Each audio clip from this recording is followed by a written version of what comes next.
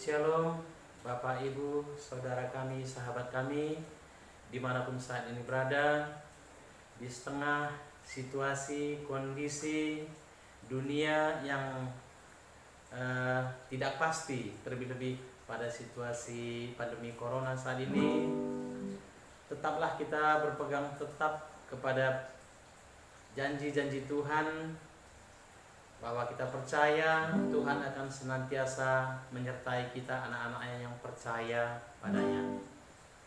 Kami mengundang setiap kita untuk mari bersama-sama masuk dalam mesbah keluarga dan pembacaan firman Tuhan. Kiranya Tuhan hadir di tengah-tengah mesbah keluarga dan pembacaan firman Tuhan ini. Sebelumnya kita angkat pujian kita, Satu Hal Yang Kurindu.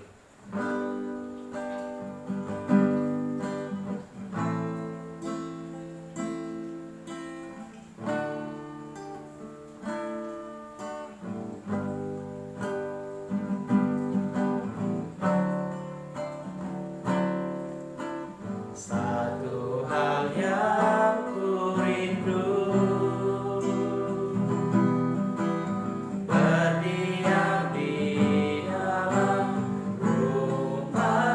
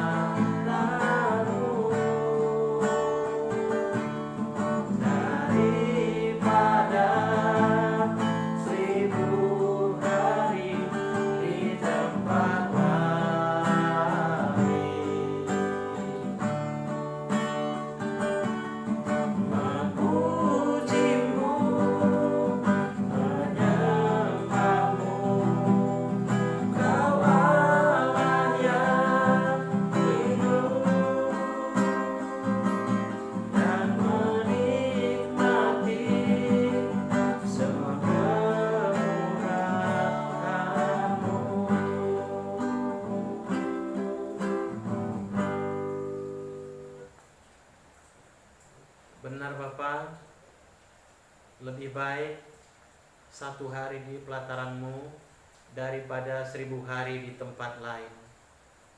Karena kami tahu di dalam genggaman-Mu, di dalam perlindungan-Mu, kami aman Bapa, kami tenang ya Bapa.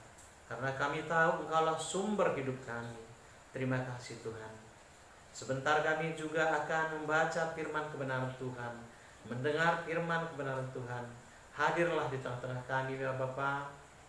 Curahkan Roh Kudus-Mu di tengah-tengah kami, di tengah-tengah persekutuan kami ini ya Bapak, beserta saudara kami, keluarga kami dimanapun saat ini berada ya Bapak.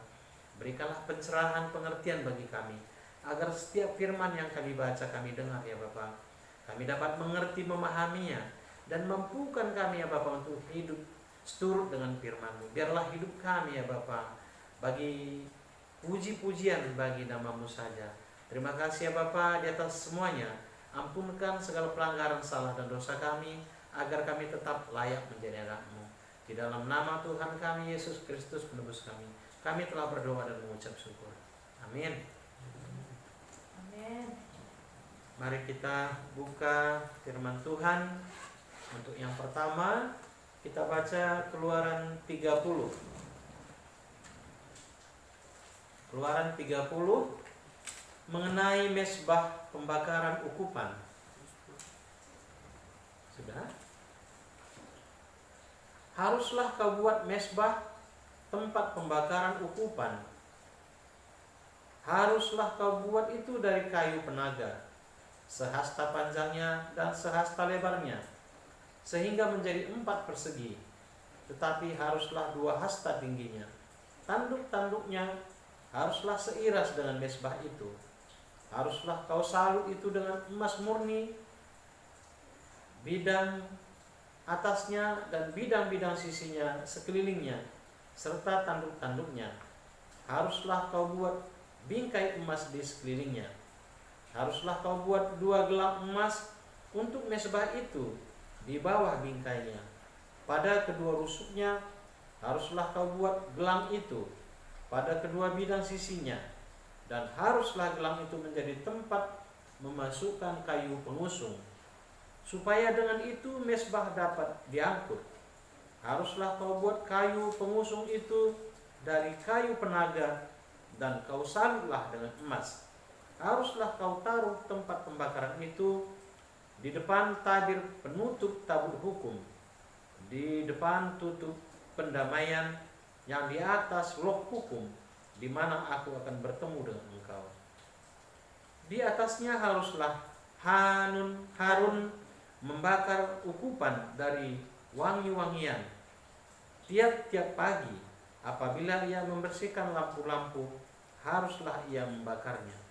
Juga apabila Harun memasang lampu-lampu itu pada waktu senja, haruslah ia membakarnya sebagai ukupan yang tetap di hadapan Tuhan di antara kamu turun-temurun. Di atas mezbah itu janganlah kamu persembahkan ukupan yang lain, ataupun korban bakaran, ataupun korban sajian, juga korban curahan, janganlah kamu curahkan di atasnya. Sekali setahun haruslah Harun mengadakan pendamaian di atas tanduk-tanduknya dengan darah korban penghapus dosa. Pembawa pendamaian haruslah ia sekali setahun mengadakan pendamaian bagi mezbah itu di antara kamu turun-temurun. Itulah barang maha kudus bagi Tuhan. Mengenai persembahan khusus pada waktu pendaftaran orang Israel, Tuhan berfirman kepada Musa, apabila engkau menghitung jumlah orang Israel pada waktu mereka didaftarkan, maka haruslah mereka masing-masing mempersembahkan kepada Tuhan uang pendamaian karena nyawanya pada waktu orang mendaftarkan mereka, supaya jangan ada tulah di antara mereka pada waktu pendaftaran itu. Inilah yang harus dipersembahkan tiap-tiap orang yang akan termasuk orang-orang yang terdaftar itu. Setengah sikal ditimbang menurut sikal kudus. Sikal ini 20 gera beratnya. Setengah sikal itulah persembahan khusus kepada Tuhan. Setiap orang yang akan termasuk orang-orang yang terdaftar itu, yang berumur 20 tahun ke atas, haruslah ia mempersembahkan persembahan khusus itu kepada Tuhan. Orang kaya janganlah mempersembahkan lebih, dan orang miskin janganlah mempersembahkan kurang dari setengah sikal itu pada waktu dipersembahkan persembahan khusus itu kepada Tuhan, untuk mengadakan pendamaian bagi nyawa kamu sekalian. Dan haruslah engkau memungut uang pendamaian itu dari orang Israel dan menggunakannya untuk ibadah dalam kemah pertemuan, supaya itu menjadi peringatan di hadapan Tuhan, untuk mengingat kepada orang Israel untuk mengadakan pendamaian bagi nyawa kamu sekalian. Mengenai bejana pembasuhan, berfirmanlah Tuhan kepada Musa, haruslah engkau membuat bejana dan juga alasnya dari tembaga untuk pembasuhan, dan kau tempatkanlah itu di antara kemah pertemuan dan mezbah itu, dan kau taruhkanlah air di dalamnya.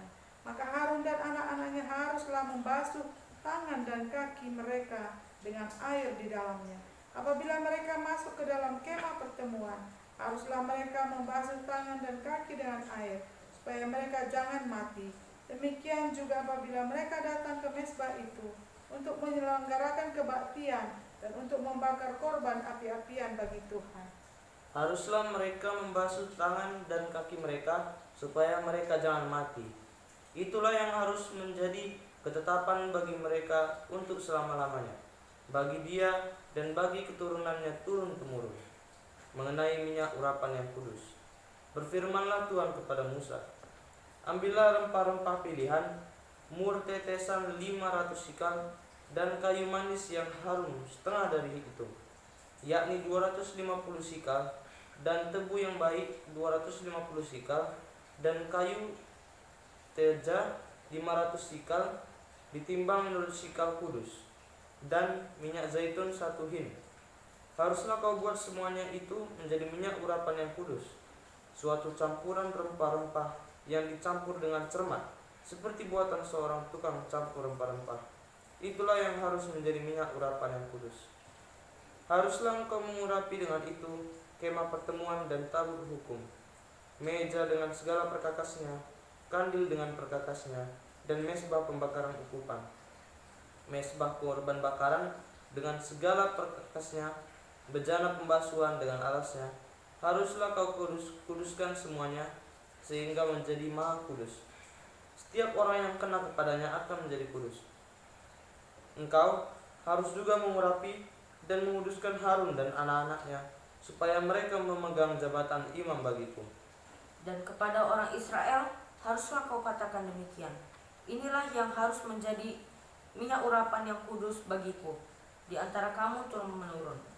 Kepada badan orang biasa janganlah minyak itu dicurahkan, dan janganlah kau buat minyak yang semacam itu dengan memakai campuran itu juga. Itulah minyak yang kudus, dan haruslah itu kudus bagimu. Orang yang mencampur rempah-rempah menjadi minyak yang semacam itu, atau yang membubuhnya pada badan orang awam, haruslah dilenyapkan dari antara bangsanya. Mengenai ukupan yang kudus, berfirmanlah Tuhan kepada Musa, ambillah wangi-wangian, yakni getah damar, kulit lokan, dan getah rasa malah. Wangi-wangian itu serta kemenyan yang tulen masing-masing sama banyaknya. Semuanya ini haruslah kau buat menjadi ukupan, suatu campuran rempah-rempah seperti buatan seorang tukang campur rempah-rempah, digarami, murni, kudus.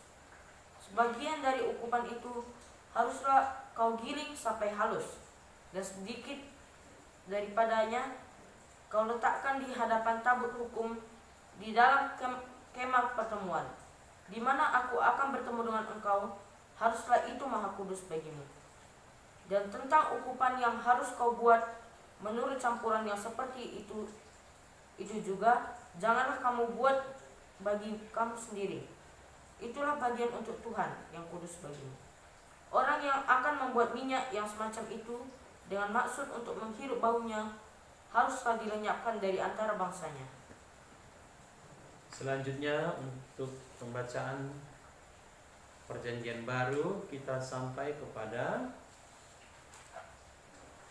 Yohanes 12. Yesus diurati di Betania. 6 hari sebelum Paskah, Yesus datang ke Betania, tempat tinggal Lazarus yang dibangkitkan Yesus dari antara orang mati. Di situ diadakan perjamuan untuk dia dan Marta melayani. Sedang salah seorang yang turut makan dengan Yesus adalah Lazarus.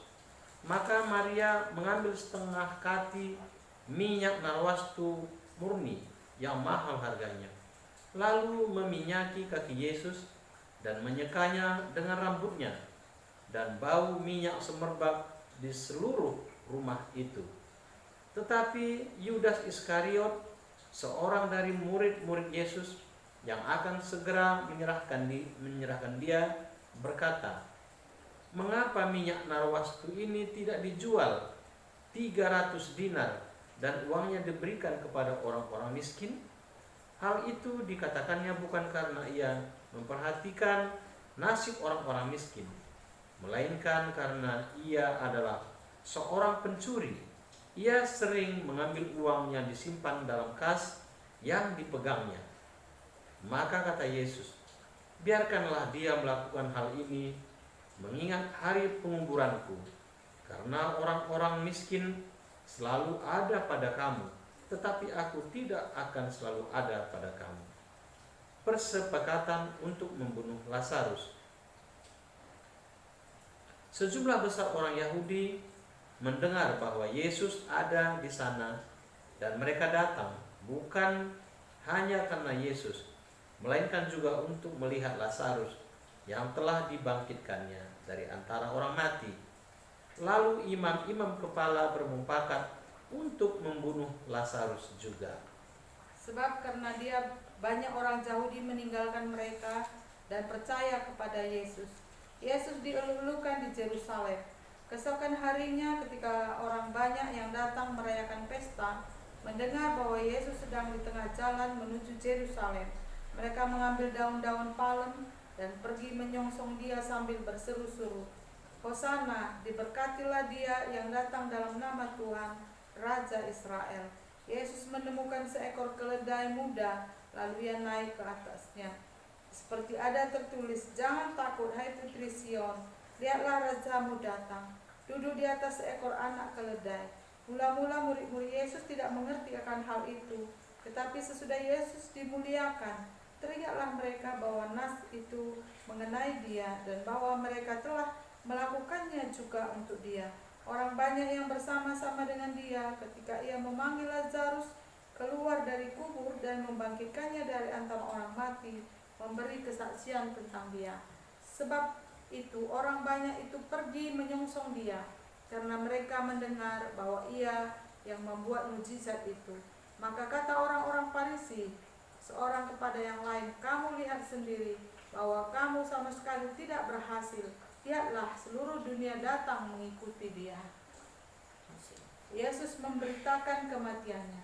Di antara mereka yang berangkat untuk beribadah pada hari raya itu terdapat beberapa orang Yunani.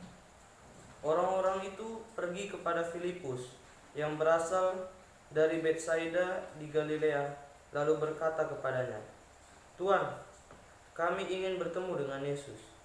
Filipus pergi memberitahukannya kepada Andreas. Andreas dan Filipus menyampaikannya pula kepada Yesus. Tetapi Yesus menjawab mereka, katanya, "Telah tiba saatnya Anak Manusia dimuliakan. Aku berkata kepadamu, sesungguhnya jikalau biji gandum tidak jatuh ke dalam tanah dan mati, ia tetap satu biji saja. Tetapi jika ia mati, ia akan menghasilkan banyak buah. Barang siapa mencintai nyawanya, ia akan kehilangan nyawanya. Tetapi barang siapa tidak mencintai nyawanya di dunia ini, ia akan memeliharanya untuk hidup yang kekal. Barang siapa melayani aku, ia harus mengikut aku, dan di mana aku berada, di situ pun pelayanku akan berada. Barang siapa melayani aku, ia akan dihormati Bapa."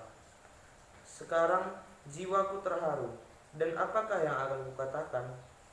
"Bapa, selamatkanlah aku dari saat ini." Tidak, sebab untuk itulah aku datang ke dalam saat ini. Bapa, muliakanlah namamu. Maka terdengarlah suara dari surga. Aku telah memuliakannya dan aku akan memuliakannya lagi. Banyak orang yang berdiri di situ dan mendengarkannya berkata bahwa itu bunyi guntur. Ada pula yang berkata seorang malaikat telah berbicara dengan dia. Jawab Yesus, suara itu telah terdengar bukan oleh karena aku, melainkan oleh karena kamu. Sekarang berlangsung penghakiman atas dunia ini. Sekarang juga penguasa dunia ini akan dilemparkan keluar. Dan aku, apabila aku ditinggikan dari bumi, aku akan menarik semua orang yang datang kepadaku. Ini dikatakannya untuk menyatakan bagaimana caranya ia akan mati. Lalu jawab orang banyak itu, kami telah mendengar dari hukum Taurat bahwa Mesias tetap hidup selama-lamanya. Bagaimana mungkin engkau mengatakan bahwa anak manusia harus ditinggikan? Siapakah anak manusia itu? Kata Yesus kepada mereka, hanya sedikit waktu lagi terang ada di antara kamu. Selama terang itu ada padamu, percayalah kepadanya, supaya kegelapan jangan menguasai kamu. Barang siapa berjalan dalam kegelapan, ia tidak tahu kemana ia pergi. Percayalah kepada terang itu. Selama terang itu ada padamu, supaya kamu menjadi anak-anak terang. Sesudah berkata demikian, Yesus pergi bersembunyi dari antara mereka. Mengapa orang Yahudi tidak dapat percaya? Dan meskipun Yesus mengadakan begitu banyak mukjizat di depan mata mereka, namun mereka tidak percaya kepadanya. Supaya genaplah firman yang disampaikan oleh Nabi Yesaya, Tuhan, siapakah yang percaya kepada pemberitaan kami? Dan kepada siapakah tangan kekuasaan Tuhan dinyatakan? Karena itu mereka tidak percaya. Sebab Yesaya telah berkata juga, ia telah membutakan mata dan mendegilkan hati mereka, supaya mereka jangan melihat dengan mata dan menganggap dengan hati, lalu berbalik sehingga aku menyembuhkan mereka. Hal itu dikatakan oleh Yesaya karena ia telah melihat kemuliaannya dan telah berkata-kata tentang dia. Namun banyak juga di antara pemimpin yang percaya kepadanya. Tetapi oleh karena orang-orang Farisi mereka tidak mengakuinya berterus terang, supaya mereka jangan dikucilkan. Sebab mereka lebih suka akan kehormatan manusia daripada kehormatan Allah. Firman Yesus yang menghakimi. Tetapi Yesus berseru katanya, barang siapa percaya kepadaku, ia bukan percaya kepadaku, tetapi kepada Dia yang telah mengutus aku. Dan barang siapa melihat aku, ia melihat Dia yang telah mengutus aku. Aku telah datang ke dalam dunia sebagai terang, supaya setiap orang yang percaya kepadaku jangan tinggal di dalam kegelapan. Dan jikalau seorang mendengar perkataanku, tetapi tidak melakukannya, aku tidak menjadi hakimnya, sebab aku datang bukan untuk menghakimi dunia, melainkan untuk menyelamatkannya. Barang siapa menolong aku dan tidak menerima perkataanku, ia sudah ada hakimnya, yaitu firman yang telah kukatakan.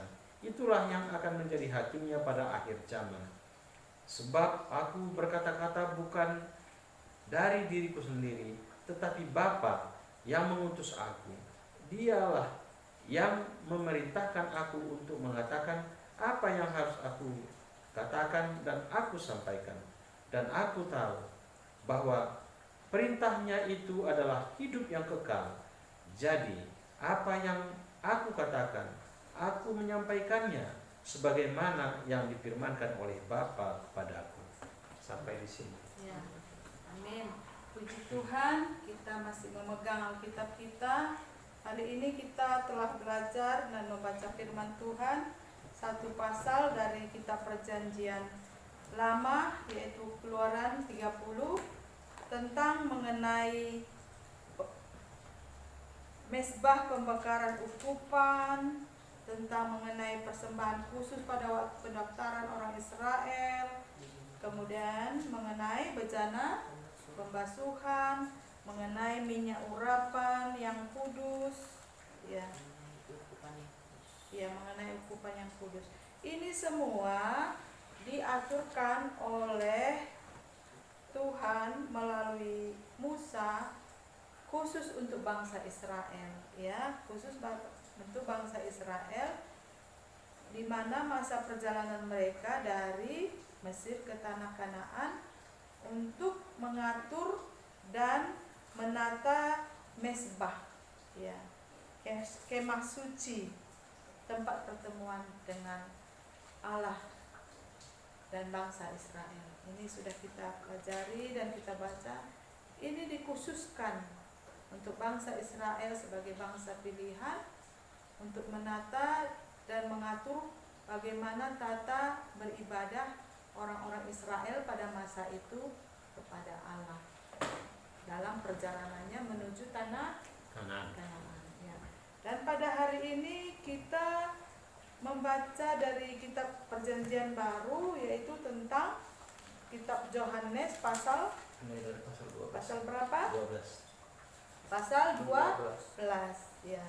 Kita membaca tadi tentang Yesus diurapi. Siapa tadi yang mengurapi Yesus? Hah? Maria. Ya, Maria mengambil minyak mahal narwastu, kemudian menyekanya dengan rambutnya. Jadi rambut Maria panjang, disekanya kaki Yesus. Ya, rambutnya, kepalanya, disekanya kaki Yesus. Tetapi siapa yang marah pada saat itu? Judas Iskariot. Katanya, sayang sekali minyak itu dipecahkan dan dibuang untuk menyeka kaki. Lebih baik dijual dan diberikan kepada orang miskin. Tetapi Yesus tahu siapa Judas. Sebenarnya Judas itu adalah pencuri. Dia mencuri uang. Dia sebagai bendahara, ya, dan mencuri uang kas bendahara untuk kesenangannya. Ya, jadi dia mendusta, ya, berdusta. Tetapi apa jawab Yesus? Biarkanlah dia melakukan hal ini mengingat hari penguburanku, karena orang-orang miskin selalu ada pada kamu, tetapi aku tidak akan selalu ada pada kamu.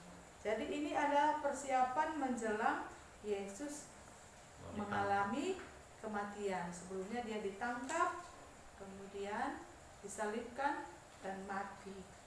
Ini adalah persiapan penguburan Yesus. Kita melihat. Dan selanjutnya kita melihat tentang apa yang dikatakan Yesus, bagaimana Yesus memberitakan kematiannya. Katanya, telah tiba saatnya anak manusia dimuliakan. Dia berkata bahwa dia akan mengalami kematian.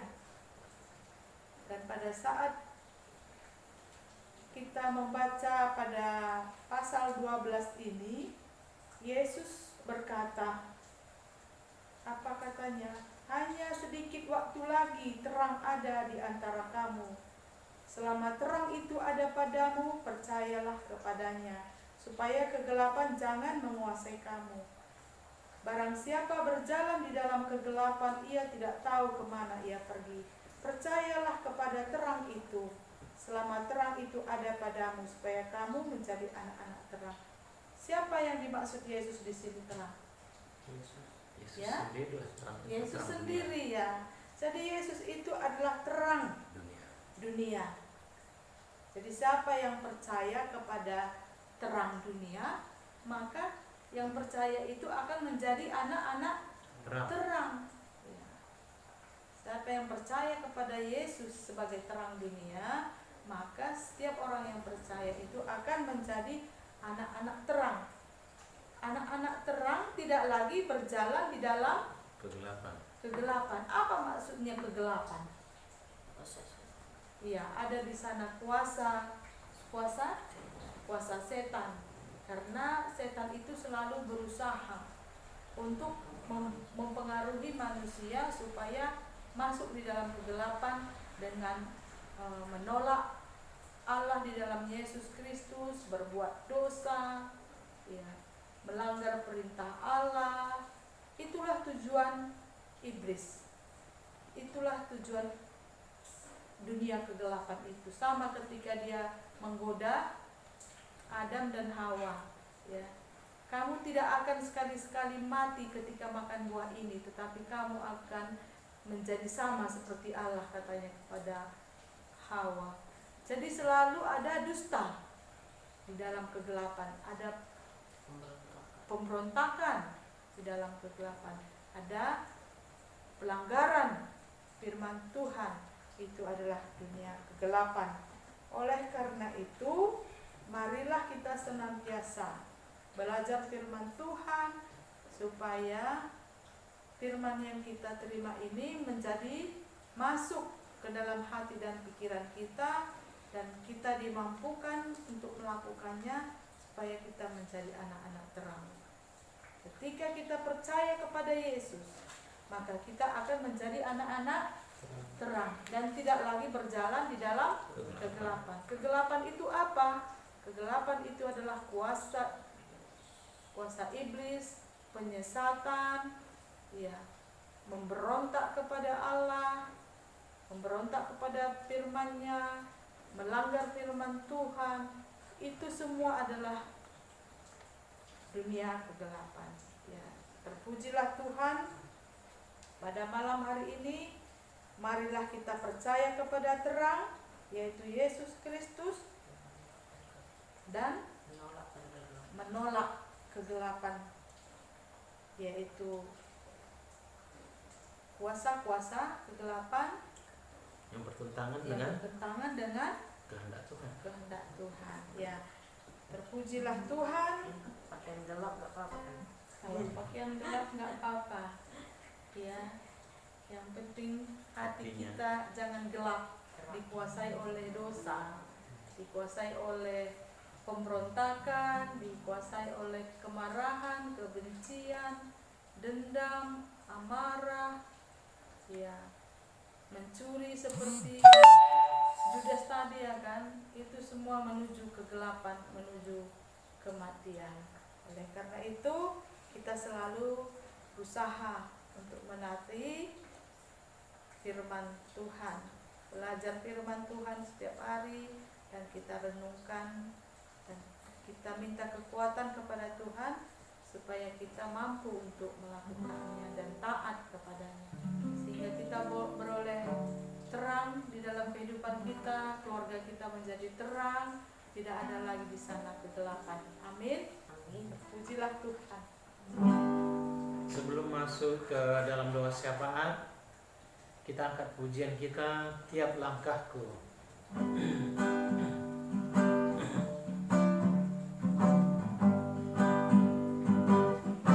Tiap langkahku diatur oleh Tuhan, dan tangan kasih-Nya memimpinku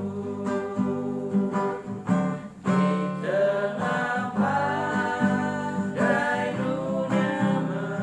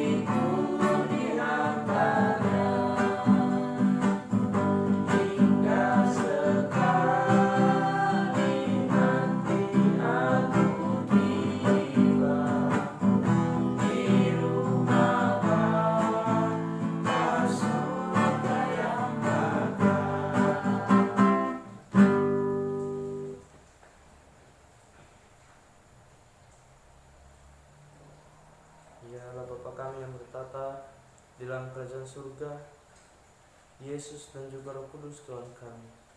Terima kasih ya Tuhan, karena Engkau masih memberkati kami dan masih memberikan nafas kehidupan kepada kami hingga pada saat ini ya Tuhan. Ya Tuhan, kami juga berterima kasih karena Engkau masih mengizinkan kami berkumpul di rumah ini untuk mengadakan mesbah keluarga ya Tuhan, untuk menyembah nama-Mu dan membaca firman-Mu Tuhan. Ya Tuhan Yesus, kiranya Engkau membantu kami agar dalam kehidupan kami sehari-hari kami dapat hidup dan beraktivitas sesuai dengan kehendak-Mu dan sesuai dengan firman-Mu saja Tuhan. Ya Tuhan, kiranya Engkau juga memberkati rumah tangga ini ya Tuhan, khususnya kedua orang tua kami, yaitu papi dan mami. Kiranya Engkau berkati mereka, jauhkanlah mereka dari mara bahaya, maksud orang jahat, kuasa setan iblis ya Tuhan, dan juga dari segala penyakit ya Tuhan, terutama virus corona.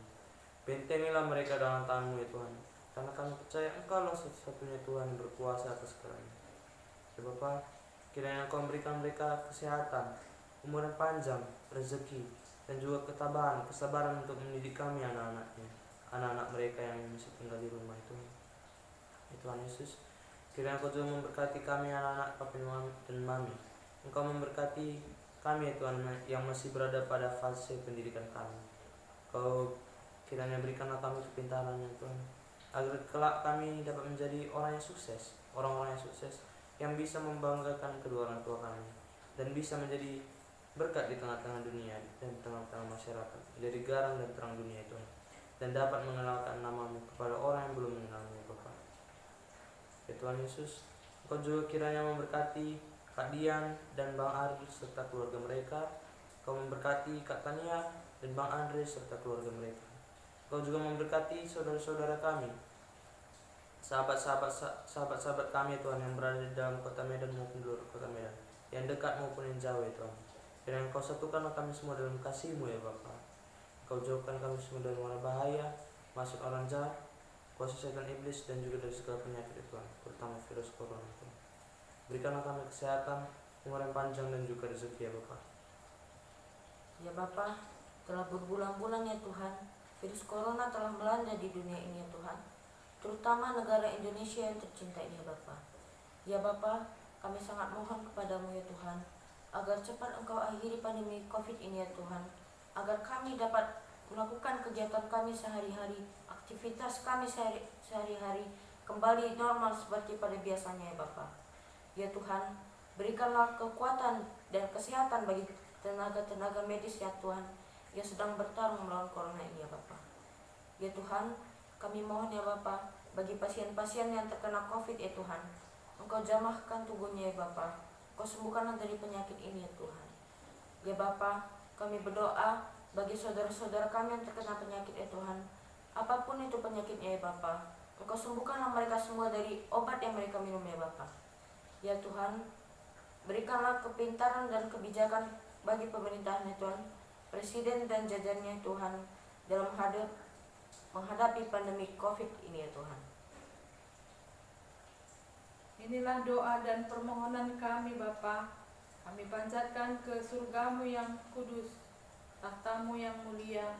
Kiranya Engkau memandang kami dari surga-Mu yang kudus, memandang kami di tengah-tengah rumah ini, keluarga ini Bapa, dan mendengarkan doa-doa dan permohonan kami. Berkatilah bangsa dan negara kami Tuhan, pulihkanlah bangsa dan negara kami. Kau memberkati Tuhan pemimpin kami dalam mengelola kekayaan bumi Indonesia. Segala berkat-berkat yang Kau curahkan di tengah-tengah bangsa ini Tuhan, boleh dikelola dengan baik oleh pemimpin kami, sehingga mendatangkan kesejahteraan, kemakmuran bagi rakyat Indonesia. Kau menginsafkan orang-orang tertentu yang ingin menguasai kekayaan bumi Indonesia untuk kelompok-kelompok mereka, untuk keluarga-keluarga mereka Tuhan. Kiranya Bapa, Engkau menginsafkan mereka dan mendukung segala program-program pemerintah di dalam bekerja dan berkarya untuk pembangunan bangsa ini Bapa. Kami juga berdoa buat roh-roh agamawi yang ingin memecah belah kesatuan bangsa ini untuk kepentingan kelompok mereka Tuhan. Sadarkan dan insafkanlah mereka Tuhan. agar kami boleh dengan leluasa beribadah di tengah-tengah bangsa ini. Kami juga berhak untuk hidup dengan nyaman, beribadah dan bekerja di tengah-tengah bangsa ini. Kau telah menempatkan kami dan lahir kami di tengah-tengah bangsa Indonesia ini. Terima kasih Bapa. Kau juga memberkati gereja-gereja Tuhan, seluruh Indonesia dan seluruh dunia, denominasi apapun dia Tuhan, karena Engkau adalah kepala gereja ya Yesus. Berkatilah gereja-gereja Tuhan menjadi saluran berkat, menjadi kesaksian Tuhan untuk memberitakan kemuliaan-Mu, kebaikan-Mu dan kasih-Mu ke tengah-tengah dunia ini. Kau juga memberkati GBKP secara sinodal dari tingkat moderamen Tuhan, klasis, runggun dan sektor-sektor, khususnya GBKP Runggun Setiabudi Tuhan. Engkau memberkati pendeta, pertua, diaken emeritus dan seluruh lembaga-lembaga. Kiranya Engkau Tuhan memberkati keluarga-keluarga jemaat Tuhan Tanjung Rejo 1 Tuhan, semuanya sektor-sektor kami Bapa. Berkatilah umat Tuhan dalam kesehatannya, di dalam ekonominya, di dalam pekerjaannya Tuhan. Kiranya nama-Mu Tuhan terpuji tengah-tengah gereja kami Tuhan. Kami juga berdoa Bapa buat kami yang terkena imbas COVID ini Bapa. Kiranya Engkau memulihkan ekonomi kami, kesehatan kami, dan hubungan satu dengan yang lain dalam sosial masyarakat Tuhan boleh pulih kembali. Kau memberkati saudara kami yang kena PHK Tuhan. Berikanlah hikmat dan solusi bagi keluarga-keluarga, menjadi keluarga-keluarga yang kreatif Tuhan, untuk mengatur ekonomi keluarga dengan baik Tuhan. Inilah permohonan dan doa kami Bapa. Kami juga berdoa Tuhan buat seluruh keluarga-keluarga kami, kerabat-kerabat kami, saudara-saudara kami, dimanapun mereka berada. Berkatilah keluarga-keluarganya Tuhan, berkatilah kesehatannya, ekonominya, dan seluruh pekerjaannya. Bapa, hamba-Mu juga berdoa buat keluarga ini, buat Bapak kami, berikanlah kesehatan, umur yang panjang. Hamba-Mu juga berdoa buat anak-anak hamba-Mu yang sudah berumah tangga dan menantu-menantu hamba-Mu Tuhan. Berkatilah mereka dalam pekerjaannya, berikanlah kesehatan, berkatilah rumah tangganya Tuhan. Engkau menjauhkan segala gangguan-gangguan bagi keluarga rumah tangga anak kami Bapa. Berkatilah doa-doa dan pengharapan anak-anak kami Tuhan yang belum terkabul Tuhan, biarlah Engkau memberikan segala yang diharapkan dalam doa-doanya untuk kebaikan keluarganya Bapa. Inilah doa dan permohonan kami. Kami datang ke hadirat-Mu Tuhan. Kami juga berdoa buat kedua putra kami, Taro dan Lionel, yang ada bersama-sama kami di keluarga ini. Berkatilah kedua putra hamba-Mu Tuhan. Masa depan mereka ada di dalam tangan-Mu. Pembelaan, penyertaan, dan segala kehidupan mereka telah Engkau sertai mereka Bapa. Kau persiapkan anak-anak ini Tuhan, kedua putra kami, menjadi alat di tangan untuk menyaksikan kebaikan, kemuliaan dan kuasa-Mu di hari-hari yang akan datang. Inilah doa dan permohonan kami. Sebentar kami akan istirahat. Kiranya Engkau menyertai kami dan kami bangun besok pagi dalam keadaan sehat dan damai sejahtera. Kau sempurnakan doa-doa kami Bapa, karena kami bermohon di dalam nama Yesus Kristus Tuhan kami yang hidup. Amin. Amin. Terpujilah Tuhan, saudaraku. Kita telah sama-sama menaikkan pujian-pujian kita, mengadakan mesbah keluarga dari keluarga-keluarga kita pada malam hari ini, dan kita bersama-sama membaca firman Tuhan, agar firman yang kita baca boleh memberikan kekuatan kepada kita dan keluarga-keluarga kita, dan keluarga boleh dipulihkan dan mengalami pertobatan dan pemulihan yang seperti Tuhan kehendaki. Terima kasih. Kiranya pertemuan kita ini boleh memberikan damai sejahtera dan sukacita bagi keluarga kita. Karena jika keluarga kuat, maka kota kuat. Jika kota kuat, maka negara kita kuat. Jayalah Indonesia. Shalom. Shalom. Malam. God bless you. Bless you. Sampai berjumpa. Sebab berikutnya. Amin.